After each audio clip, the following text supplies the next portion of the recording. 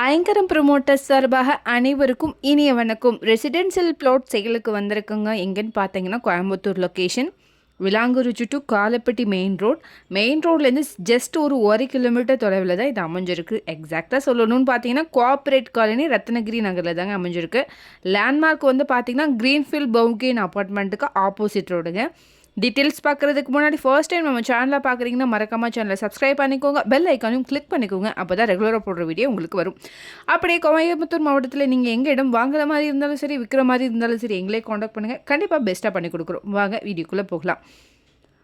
டோட்டலாக 5.5 சென்ட்டுங்க. ரோடோடைய வித்து வந்து பார்த்திங்கன்னா 30 அடியில் இருக்குங்க. இந்த இடம் வடக்கு பார்த்து அமைஞ்சிருக்கு. பிளாட்டோடைய சைஸ் 40க்கு 60ங்கிற மாதிரி இருக்குங்க.